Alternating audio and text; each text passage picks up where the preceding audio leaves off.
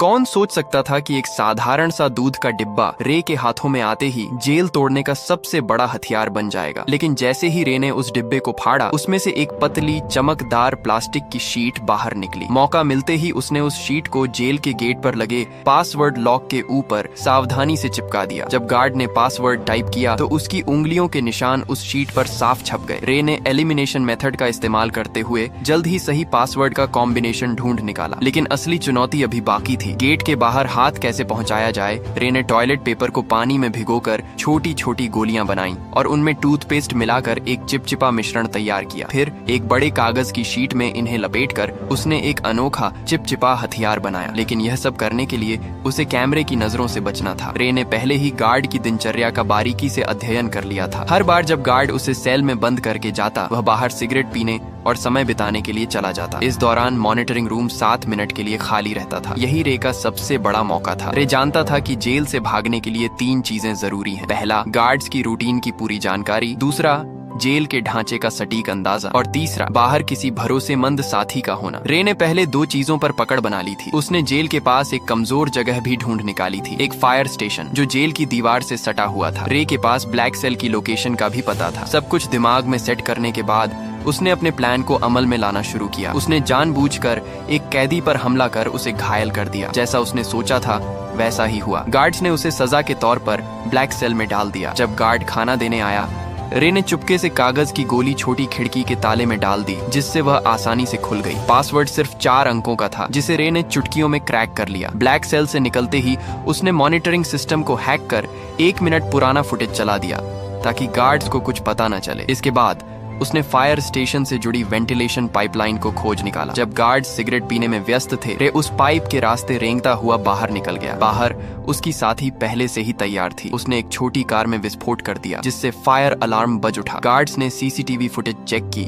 लेकिन सब कुछ सामान्य दिखा। इस बीच रे फायर स्टेशन में दाखिल हो चुका था। उसने जल्दी से एक फायर फाइटर की वर्दी चुराई और फायर ट्रक के नीचे छुप गया। अफरा तफरी का फायदा उठाकर वह ट्रक के साथ घटनास्थल तक पहुंचा और वहां से अपनी साथी की गाड़ी में बैठकर साफ बच निकला। यह रे की 14वीं जेल ब्रेक थी, जहां यह खुलासा होता है कि वह कोई नॉर्मल अपराधी नहीं था। उसका असली काम जेलों की सिक्योरिटी सिस्टम को टेस्ट करना था। असल में वह एक सिक्योरिटी कंपनी का ओनर था, जिसकी वजह से वह नकली कैदी बनकर जेलों में घुसता और अपनी काबिलियत से बाहर निकलकर यह प्रूफ करता था कि जेल की सिक्योरिटी सिस्टम में सुधार की जरूरत है या नहीं। वह इतनी जेलों से भाग चुका था कि लोग कहने लगे कि यह बंदा किसी भी जेल को एस्केप कर सकता है। एक दिन सीआईए के लोग उसके पास आए और कहा कि उसे एक बहुत कड़ी और खुफिया जेल में जाना होगा, जिसका नाम या लोकेशन किसी को बताने का आर्डर नहीं था। ये मिशन बहुत खतरनाक था। बावजूद इसके रे मान गया, क्योंकि उसे लाखों डॉलर का यह ऑफर वर्थ इट लगा। कौन जानता था कि पैसा सच में इंसान से कुछ भी करवा सकता है। उन्होंने रे को एक नई पहचान और एक सीक्रेट एग्जिट कोड दिया, जिसका इस्तेमाल वह अगर कुछ गलत हो तो भागने के लिए कर सकता था। जाने से पहले उन्होंने उसके शरीर में एक ट्रैकिंग डिवाइस भी लगाया। जल्दी ही वह दिन आ गया जब उसे जानबूझकर अरेस्ट होना था, लेकिन अचानक कुछ लोगों ने उसे अगवा कर लिया और इलेक्ट्रिक शॉक दे दिया। इससे पहले कि उसे कुछ समझ आता, उन्होंने उसके हाथ से ट्रैकिंग डिवाइस को निकाल दिया और उसे बेहोश कर दिया। जब उसकी आंखें खुली तो उसने खुद को एक अजीब सी जेल में पाया, जिसमें हर रूम कांच का बना हुआ था और वहाँ हर जगह कैमरे थे। उसके आसपास सभी कैदियों को भी ऐसे ही 24 घंटे सुपरविजन में रखा गया था। ये जेल पूरी तरह से हवा में लटकी हुई थी, जिससे कोई भी कैदी जमीन खोदकर भागने का सोच भी न सके। यह देखकर रे को तुरंत समझ आ गया कि वह एक बुरी सिचुएशन में फंस चुका है। वहां से जितना जल्दी हो सके निकलने के लिए उसने सीक्रेट कोड बोला, लेकिन जेल का जेलर एक टेढ़े दिमाग का आदमी निकला। उसने बिना कुछ सुने रे को फिर से बंद कर दिया। अब यहाँ ये राज सामने आता है कि जेलर किसी ऐसे आदमी से मिला हुआ था जो रे का दुश्मन था। कुछ देर बाद उसने देखा कि यहाँ के गार्ड्स पूरी तरह से हथियारों से लैस हैं और चेहरे पर काले मास्क लगाकर घूमते हैं, और गार्ड्स की संख्या भी कैदियों से कई ज्यादा थी, जिसकी वजह से उनका जब मन करता वे किसी को भी मारने या पीटने लग जाते। वहीं कैदियों को टॉर्चर करने के लिए एक भयानक कमरा बनाया गया था, जहां अंदर जाते ही तेज रोशनी से आंखें चकाचौंध हो जाती थीं। इसके अलावा वहां का तापमान भी बहुत ज्यादा था, लेकिन इसके बावजूद दर्द को सहते हुए रे जैसे तैसे पूरे कमरे की जांच पड़ताल करने लगा। तभी मुआयना करते हुए उसकी नजर फर्श पर स्टील प्लेट से जुड़ी कील पर पड़ी। उसी मोमेंट उसके दिमाग में एक आइडिया आया। बाहर निकलने के बाद उसने प्लान बनाना शुरू कर दिया। अब जेल से बाहर निकलने के लिए उसे किसी की सख्त जरूरत थी। जैसे ही उसने अपनी पहचान बनानी शुरू की, तभी टाइसन नाम का एक आदमी उससे दोस्ती करने आ गया। उसकी आंखों में अलग ही चमक थी। उसने सीधे पूछा, क्या चाहिए तुझे? रे ने भी कुछ नहीं छुपाया और सीधा कहा, मुझे एक चमकदार आयरन शीट चाहिए जो रोशनी को रिफ्लेक्ट करे, और अगर तुम मुझे यह लाकर देते हो तो हमारी दोस्ती पक्की समझो। इस पर टाइसन भी राजी हो गया। इसके बाद वह सीधा जेलर के पास पहुंच गया और उसे उल्टा सीधा कहने लगा, जिससे टेढ़े दिमाग का जेलर गुस्से में आकर उसे वाटर टॉर्चर देने लगा। हालांकि इसी बीच टाइसन ने चालाकी से उस कमरे का ड्रेन कवर निकाल लिया। काफी मार खाने के बाद उसने वह कवर रे के हवाले कर दिया। रे को लगा, वाह, यह आदमी तो काफी शातिर खिलाड़ी निकला। टाइसन से इम्प्रेस होकर उसने अपनी असली पहचान बता दी कि मैं एक जेल ब्रेकर हूँ। इसी के साथ उसने अपना एनालिसिस भी बताया कि इस जेल का स्ट्रक्चर वर्टिकल है, जिसका मतलब यह जेल अंडरग्राउंड में बनाई गई है। दरअसल जब रे टॉर्चर रूम में था तो उसने जमीन के नीचे से पानी की आवाजें सुनी थी, जिसका मतलब वहां एक पानी की पाइपलाइन हो सकती है जिससे उन्हें भागने का रास्ता मिल सकता है। इस सब के बाद टाइसन ने जानबूझकर जेल के गुंडे मार्को ब्रदर्स से पंगा ले लिया। उधर रे ने एक रोटी को हथेली में छिपा लिया। फिर जैसे ही मार्को के आदमियों ने जेल में मारपीट मचाई, प्लान के अकॉर्डिंग दोनों को टॉर्चर रूम में डाल दिया गया। वहां पहुंचते ही रे ने फौरन ड्रेन कवर निकाला और उसकी रिफ्लेक्शन से कीलों पर फोकस डाला। देखते ही देखते हाई टेम्परेचर की वजह से वे कीलें पिघल कर बाहर निकलने लगी और एक एक करके कुछ ही सेकंडों में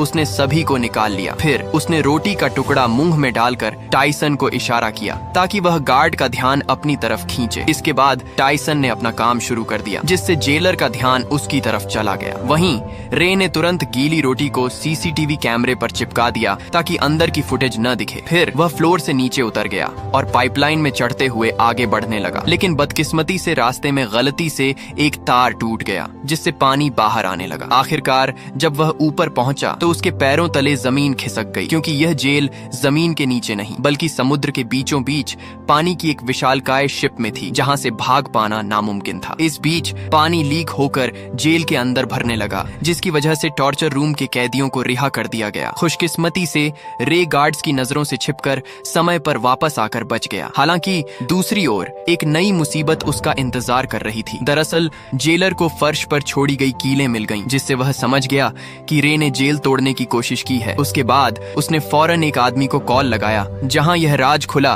कि रे को इस जेल में फंसाने वाला कोई और नहीं बल्कि उसका बिजनेस पार्टनर लेस्टर निकला, जिसने कंपनी के लालच में आकर यह साजिश रची थी। अब अगले दिन किसे पता था कि रे के ऊपर टॉर्चर के बादल मंडराने लगेंगे। जब जब वह सोने की कोशिश करता, गार्ड्स उसे जगा देते और इसका फायदा उठाकर वह उसे खूब मारते पीटते भी थे। ऐसे ही कई दिन बीत गए। रे पूरा दिन बेहोशी और थकान में रहता। आखिरकार उसकी हालत देखकर गार्ड्स उसे रोज मेडिकल रूम ले जाने लगे। कितने जख्म, कितनी दर्दनाक यादें, कितनी टूटी उम्मीदें, फिर भी वह अपनी लड़ाई लड़ता रहा। डॉक्टर भी उसे देखकर दंग हो जाता था। कुछ दिनों के बाद टॉर्चर का सिलसिला खत्म हो गया और उसने फिर से प्लान बनाना शुरू कर दिया। दरअसल खाना खाने के बहाने वह टेबल के नीचे चोरी छिपे एक डायरेक्शन बताने वाली डिवाइस बनाने लगा। इसी दौरान उसने मार्को से मिलकर उसे अपनी टीम में शामिल कर लिया, जिसके बाद तीनों ने मिलकर एक ताबड़तोड़ प्लान बनाया। प्लान के हिसाब से मार्को भाई ने जेलर से झूठ बोला कि मेरे पास खुफिया जानकारी है जो मुझे डेक पर जाकर पहुंचानी है। यह सुनते ही जेलर ने उसे डेक पर जाने की परमिशन दे दी। अब वहां पहुंचते ही मार्को ने डायरेक्शन डिटेक्टर से मेजर करना शुरू कर दिया, मगर रे के लिए इतना काफी नहीं था। उसने नोटिस किया कि फ्लश करते वक्त पानी घड़ी की उल्टी दिशा में घूम रहा था। अब सारे डाटा को एनालिसिस करने के बाद उसने कंक्लूड किया कि वह अभी नॉर्दर्न हेमिस्फेयर में है। फिर एक नए आए कैदी से पूछने पर पता चला कि अभी नवंबर का महीना चल रहा है। इसके बाद रे ने अपने बॉडी टेम्परेचर को ध्यान में रखकर अनुमान लगाया कि वहां का तापमान जरूर मोरक्को तट के आसपास का होगा। इतनी मशक्कत के बाद आखिरकार अंत में जाकर उन्होंने क्लियर लोकेशन का पता लगा ही लिया। हालांकि लोकेशन पता होने के बावजूद वे वहां से निकलते भी तो कैसे? तभी टाइसन ने कहा कि अगर हम किसी तरह से बाहर मौजूद मेरे आदमियों तक मैसेज भेज सकें तो हमें यहाँ से निकलने से किसी का बाप भी नहीं रोक सकता। उसकी बातें सुनकर रे को लगा कि इस जेल का डॉक्टर शायद उसकी मदद कर सकता है। उसके बाद उन्होंने एक प्लान बनाया जिसके अकॉर्डिंग टाइसन ने जानबूझकर रे पर हमला कर दिया जिससे वह डॉक्टर के पास जा सके। ऐसे ही कई दिनों तक रे बीमार होने का नाटक करके रोजाना डॉक्टर के पास जाने लगा। डॉक्टर को भी रे का दर्द बर्दाश्त नहीं हुआ और वह उसकी मदद करने के लिए राजी हो गया। अब यहाँ यह खुलासा होता है कि दरअसल डॉक्टर भी यहाँ उम्र कैद की सजा काट रहा था, इसलिए उसने रे को उसके परिवार से मिलाने का वादा किया, जिसके बाद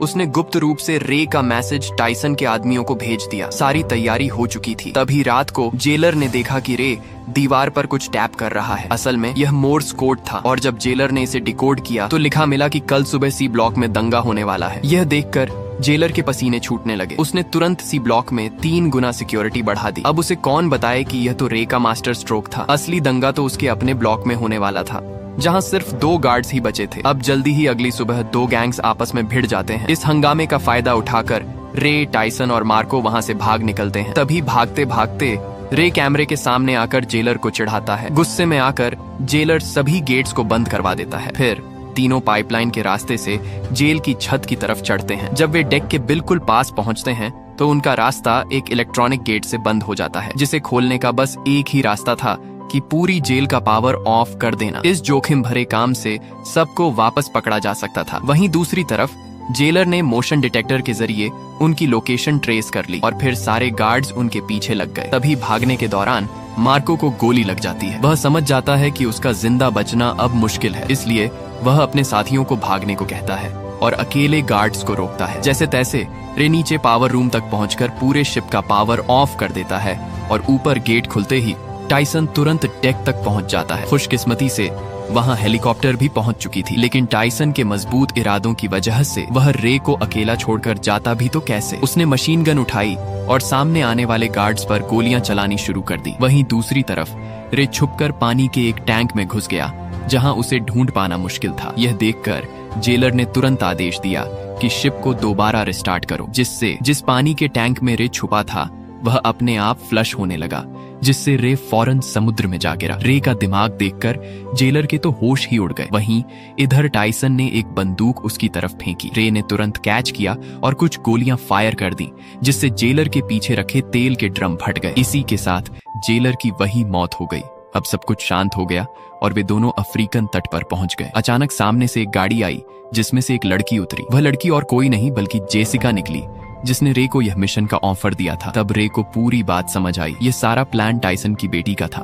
दरअसल जेसिका ने अपने पिता को बचाने के लिए उसे जेल में भिजवाया था और रे की चालाकी से उसे बाहर भी निकलवा लिया। आखिरकार रे के चेहरे पर एक प्यारी सी मुस्कान खिल उठी और ऐसे ही संघर्ष और हार न मानने के जज्बे से वे लोग अपने परिवार से वापस मिल सके। यही मुलाकात इस खूबसूरत फिल्म का अंत बन गई। तो दोस्तों, आशा है आपको कड़ी मेहनत और उम्मीद से भरी ये मूवी पसंद आई होगी। अगर पसंद आई है तो प्लीज नीचे आ रही इन वीडियोस को भी जरूर देखें और वीडियो को लाइक करके चैनल को सब्सक्राइब कर लें, जिससे आपको और भी मूवीज देखने मिल सकें। ब्लॉग वीडियो दोस्तों, आज की वीडियो बहुत ही खास है दोस्तों, क्योंकि मैं आप लोगों को बता दूं बहुत ही बेहतरीन है। पहले सुन लो मेरी पूरी बात दोस्तों, क्योंकि आप लोगों ने ज़्यादातर आमतौर देखा होगा शादियों में दोस्तों, क्योंकि आज हम लोग का संडे है, छुट्टी है दोस्तों। तो मैं आप लोगों को बता दूं, आमतौर लोगों में शादी के लिए मैक्सिमम आप लोगों के यहाँ पे 10 दिन पहले से तैयारी होती होगी, लेकिन मेरे यहाँ पे दोस्तों एक शादी हो रही है मेरे सामने ही बराबर में। उसमें आप लोग देख सकते हो कितना 1.5 महीने पहले से दोस्तों तैयारी हो रही है, और तब जाके अभी शादी तो हुई नहीं है, लेकिन तब भी देखो कितना बड़ा सिस्टम सेट कर दिया उन लोगों ने। मैं दिखाता हूँ आप लोगों को, चलिए इधर आ जाइए मेरे सामने। और ये देख सकते हो आप लोग टेंट, और ये गाड़ियाँ लगी पड़ी है लाइन में, लेकिन ये अभी शादी नहीं हुई है। शादी के लिए इनका डेट है 6 तारीख, मतलब 6 तारीख का डेट है इन लोगों का। लेकिन इतना दिन पहले से टेंट लगा के रखा हुआ है और आदमी मालूम नहीं क्या हो रहा है, थोड़ा बहुत कुछ पार्टी भी हो रहा है दोस्तों।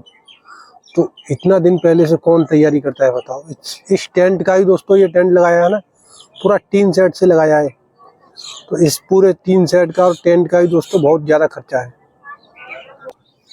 तो दोस्तों यहाँ पर टेंट फेंट लगाने का भी हम लाखों का खर्चा होता है, क्योंकि इतना दिन पहले से आप भी घेर के रखोगे किसी को तो 100% आपसे पैसा ज़्यादा ही चार्ज करेगा। तो यहाँ का तो ऐसा ही सिस्टम है, आप लोग समझ सकते हो। और इतना ज़्यादा सेफ्टी वाला भी सिस्टम नहीं है। और देखो भाई, क्या इन भाइयों के साथ घर में उधर पार्टी हो रहा है, लेकिन ये लोग काम करने वाले हैं। तो इन लोगों का काम, उधर ड्यूटी यही है कुत्ता का साफ करने का। तो ये लोग डेली कुत्तों को नहलाते हैं, खिलाते हैं, उन्हीं का काम है इन लोगों का।